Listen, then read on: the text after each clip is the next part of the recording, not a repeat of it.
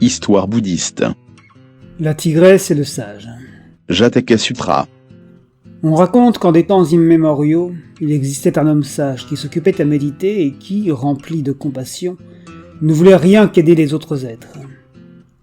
Il rencontra un jour une tigresse si affamée qu'elle ne trouvait plus la force de poursuivre le plus petit gibier, et qui n'avait plus assez de lait pour nourrir ses tigreaux. Aussi s'était-elle rangée à cette terrible idée de manger l'un de ses petits, afin de pouvoir chasser de nouveau et de pouvoir, de la sorte, nourrir les autres. Le sage, ayant compris la résolution du félin, fut saisi d'une souffrance immense et voulut agir pour le libérer de sa souffrance. Puisque son propre corps allait mourir un jour prochain et qu'il avait formé le vœu d'aider tous les êtres, il pouvait bien sacrifier sa propre vie pour sauver la tigresse et ses petits. Ainsi raisonna le sage, qui approcha ensuite sa tête de la gueule émaciée de l'animal, qui accepta de s'en nourrir.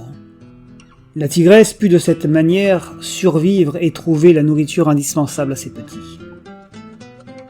Ce sage, qui fut l'une des vies passées du Bouddha Shakyamuni, nous enseigne qu'il faut établir avec autant d'êtres qu'il est possible d'excellentes relations, et qu'il est nécessaire pour cela de pratiquer envers eux une grande générosité.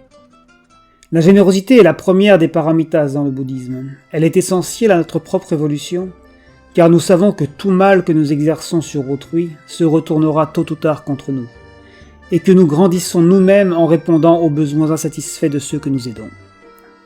Mais le sacrifice du sage nous enseigne encore davantage.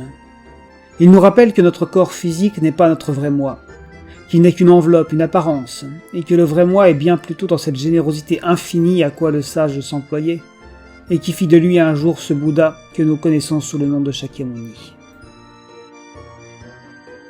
Association du Vrai Cœur, France. www.vrecœur.org